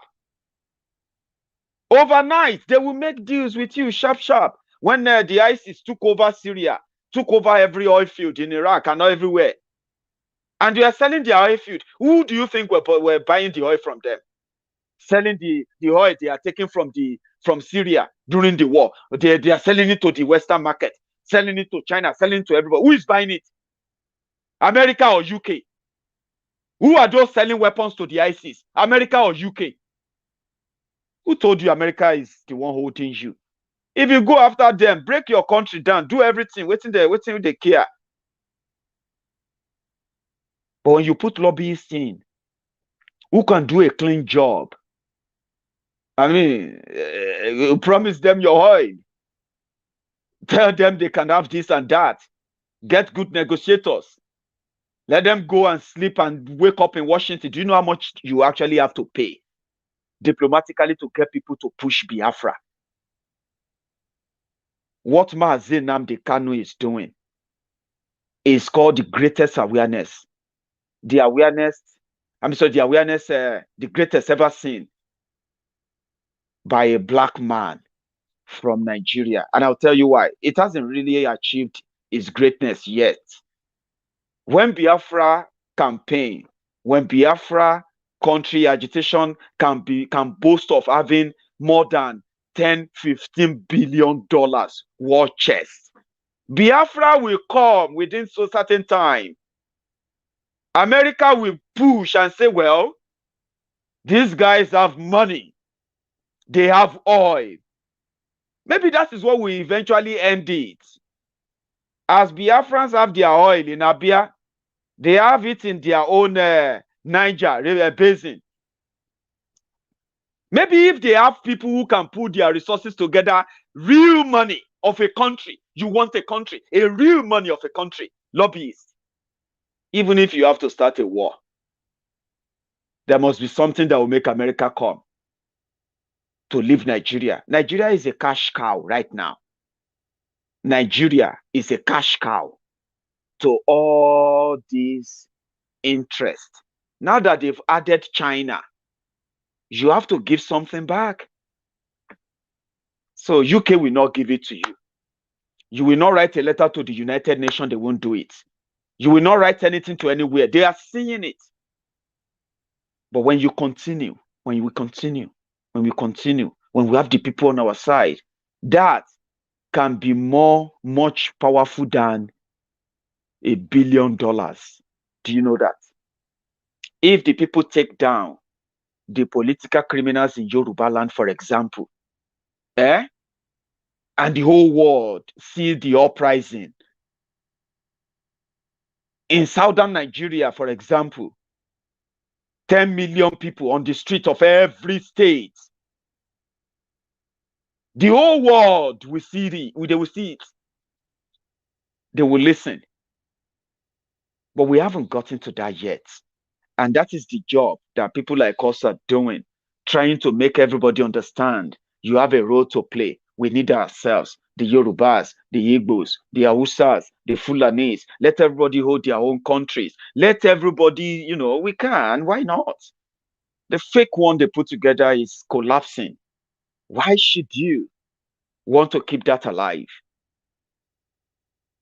And we will never get it if all we care about is rivalry. My friend, you are preaching that we need to fight war.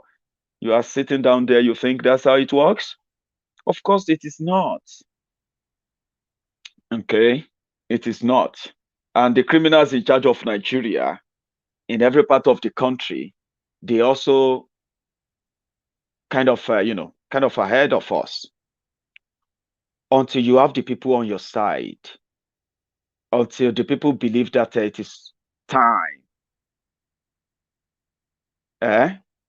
Exactly. The outside world is UK will sell weapon and allow the Nigerian army to kill you, but they don't need the defense minister of UK in Nigeria to keep everybody together. Okay, what they are pretty much there about is their own economic interest. Any economic interest in the interest of the British people, yeah, is why they are there. And since Nigeria can give them that, so if Nigerians are comfortable with it, there's nothing UK can do. UK is not going to say, oh, let us break up Nigeria. It's not going to happen. And when Nigeria is going to break up, you are not going to come back to the UK to sign any deal. Do you know that? UK will send people to Nigeria to represent them and witness the breakup of Nigeria. Nobody is coming to the UK. Nobody is coming to see the Queen to break up Nigeria. Do you know that? So the Queen, the UK, they have no say if Nigeria is together or not. But anything that will keep their interest intact, if it is keeping, if Nigerian criminals, who are those who are keeping Nigeria together, if Nigerian criminals still continue to keep Nigeria together, and being together is in the interest of America, interest of the UK, it is the job of the UK government to maintain that. And they don't hold you any explanation for that. So until we say no and stop looking towards the UK. Do you get that now? When people gather, when they see endless, everyday protest, I'm not talking about protest of 20, 30 people. Millions of people taking over everywhere. For days, for weeks. And the soldiers and the police, that they are completely overrun and overpowered. They can't do anything. The politicians will have to quickly call for a truce. International community will quickly call for a truce. They will say, hey, what do you want? And this is where organizations like IPOB, organizations like landlord Yoruba, this is where they will then be able to present their own memorandum and say, let us break up. We don't want to be one country anymore. America will not be able to stop it. UK will not be able to stop it. No power in the world will be able to stop it. They will have to agree with it. Then they will begin to start an immediate diplomatic trade with these new countries. Immediately. They will start becoming your friend. Say, sorry, Biafrans. Biafra is a great country. We respect Biafra. They will immediately start changing it. But when you don't have that, they can trigger something. What is that? War. Push more weapons in. Let them start killing themselves. Ignite tribal war. Divide them more. So that when they kill themselves more, so international community can then say, let us send aid to Nigeria fighting war. So if you don't understand your clout chasing on social media, Maiyegun, all these things cannot work. Let us kill ourselves and go a different way. How? Can you give me the 3 steps of the steps we are going to take to shoot our way out of Nigeria? We won't shoot our way out of Nigeria.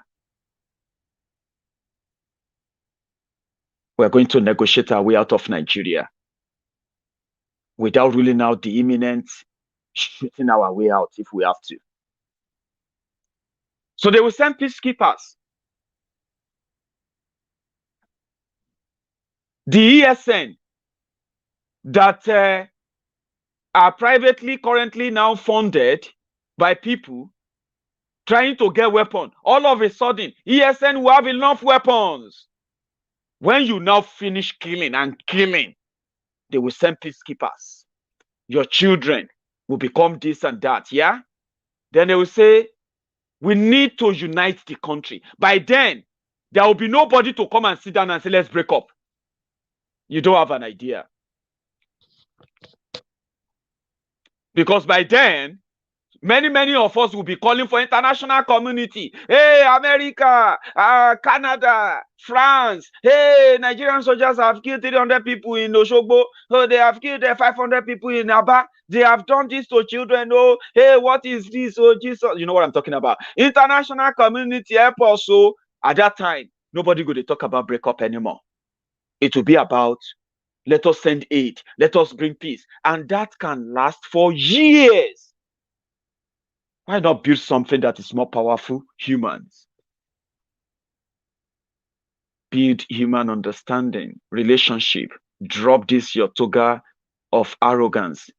We are superior to you. We are better than you. Drop that nonsense. If you are one of those who enjoy sharing that on social media, writing this we are better than you. We are superior than, cut it down. Cut it down. I don't know. I know I may not be able to change your mind. I may not be able to influence what you do, but trust me, you are just not doing it right. Cut it down. There's no supremacy here. There's no tribe that is more supreme than any tribe in Nigeria. If all of us did our own different countries, yeah, maybe we can be talking about greatness of how you are better in this or that, but it's not going to be like because your tribe is better. It will be greatness in what we can do. And that should be what we should be working towards. Now, there are better people in every tribe. There are worse people in every tribe. But at this point, that we are forcefully forced together without our own interest, and they are telling us that status quo will remain and we can't change it. Yeah. The only weapon we have is ourselves. Ourselves. So build alliances. Begin to see it differently. Talk to your brothers and sisters. Talk to people and see everyone as one in a way so that we can form the quorum. We can form the number that will send a vital and bigger signal that may likely bring this to fruition in our lifetime. Thank you very much for your time tonight.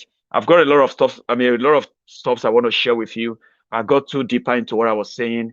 I spent 2 hours doing this. So I'll share that with you again tomorrow. If you have the time next time, join me. But before you go, give me that thumb up under this broadcast, the video, and I will see you some other time. To my Yoruba brothers and sisters and the lovers of Oduduwa Republic that are learning the Oduduwa anthem, here is the part you love most. Enjoy. I'll see you some other time. Stay safe. And just before I go, by the way, I want to say that I received, in fact, let me bring it on so that I can tell you what I've got. Okay. So I told you about our brother in Ethiopia who is a footballer and asking for our support for him to be able to get the working permit with the with the second division club that is about to sign for. So he needs his working permit or working visa to do that. So I said, if you want to reach out, use the PayPal link on this screen, or use the what's that called again? Something showing on my screen there. Cash App is called, right? Use that and attach a message that says this donation is for Oluwafemi. That's his name. All right, Oluwafemi in Ethiopia. Just add it and I will see it. Some people have given, 2 people, by the way, but we could only just post off for 24 pounds. That's how much we've gotten so far. I don't know if that will show up. Let's see. Yeah, that's the total of what you have donated to him. He's looking for $1,200. Okay, so if you still pretty much wishes to help him, you can do that and just attach the message so that I will know that the donation is for him. Okay, thank you so much to all, every one of you. The 2 of you have reached out. It means that you responded, which is the right thing to do. Thank you. There's also something I want to add. This part is something I believe I should say. Okay. Most of what we do on Maiyegun's Diary, the intervention we do on Maiyegun's Diary, reaching out to people because they watch me too. Some of you who are regulars on Maiyegun's Diary, when you have issue and you reach out, it is always good to help when we can as an intervention. I receive a lot of help requests from so many of our people, especially many of them that are not living in Nigeria and some of them living in Nigeria. Most of them, they are demands that I personally feels like we should please be careful. That I do this shouldn't raise your hope too much. I don't want to give you this false hope. Okay. If you are watching me and you have any kind of financial problem in any part, in any way, please, I am not here to give you this false hope. That I'm reaching out to people, that we are doing this for people. Yeah. It's our own way of helping as usual, but it's not what we do every now and then here. Financial reward, financial help, and all of that. Okay. So I don't want you to raise hope like, oh, let me ask Maiyegun, so that you don't feel too disappointed. One, if you don't get a response, or if you don't get the help as you would want it.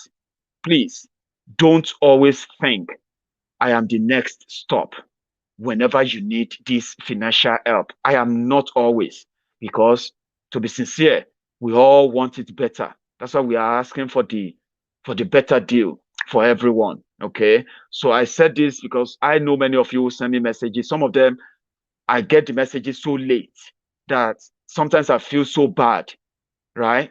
Feeling like, oh, they would have felt like I ignored the message, or maybe I deliberately ignored it.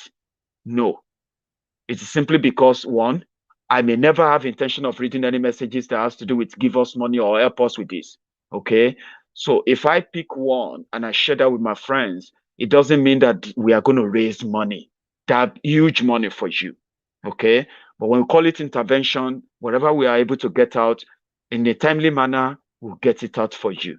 Okay. So thank you so much to everyone. For those who are asking about whose boy, yeah, you might be hearing this for the first time. So there is a young man from Abeokuta in Nigeria, in Ogun State. So he is a footballer, an amateur footballer who's played in different amateur league in Nigeria. Then he was invited to Kenya from his story. So when he got to Kenya for trial, things didn't work out well. Then he was advised again that he could see an opportunity in Ethiopia. Well, he traveled to Ethiopia. When he got to Ethiopia, while waiting, he was meant to travel to the Tigray region, the region that is currently autonomous region in Ethiopia, where they are already like fighting and killing themselves. However, he has sent me all pictorial evidences, everything that I needed to have to make this genuine, right? However, when he got there, so he got stuck. He couldn't proceed for his trial that he was going for. So he stayed back in Addis Ababa, Ethiopia, right? From there, his visa expired. So in order to have an alternative, since the war in Tigray region won't stop, he was given another advice to try the second division league in that area. He did. He tried. He passed their own trial. But there's a problem. He has no working rights or working visa or working permit in Ethiopia. So the team, the new team have to forward his name to the national, they call it national, which means the National Football Authority, to register him as a member of their club. Now, they won't do that because he is illegal. So for him to be able to pass through that stage, get that clearance, yeah, he would need to sort his visa. This is where we came in. This is why he reached out to me and to us, all of us. So for those who have reached out, who have helped, thank you. And for those who are also helping us tell others, thank you. And again, please, Maiyegun's Diary don't want to raise your hope that you can ask, or what do you call it, for any monetary support and get it. And that probably I'm going to see your message as you ask for it, okay? I don't want to raise your hope. Please don't make it something that you can really count on. I don't want to raise your hope. Thank you very much for your time. Enjoy this and see you later, okay? Have a wonderful night.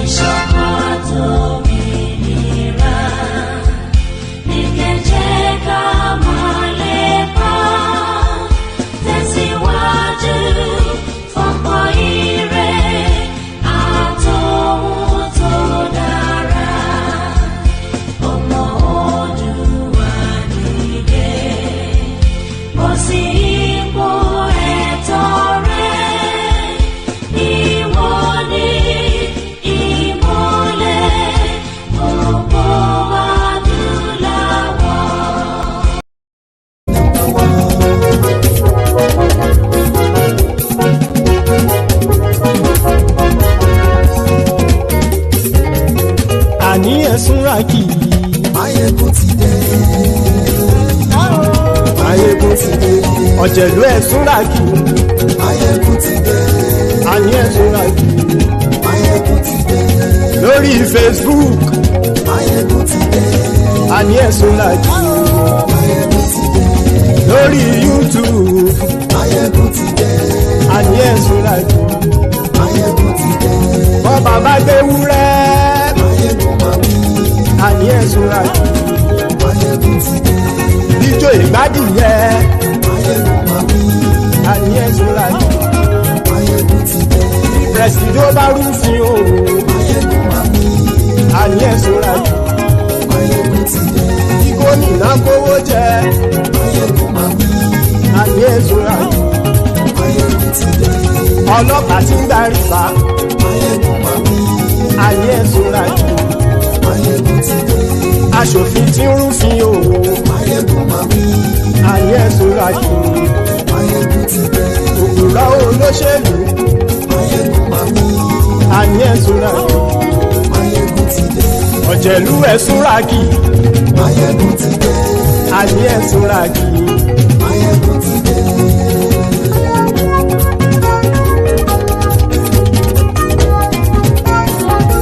Maiyegun ti dé. gbogbo ọ̀jẹ̀lú ẹ̀súnra kì í. Maiyegun ti dé. gbogbo ọ̀jẹ̀lú ẹ̀súnra kì í. ṣùgbọ́n ẹni bá ti ṣe èyí tó yẹ kí wọ́n ṣe ọmọ bá dèrò ní fi wọ́n níran o. Maiyegun rí.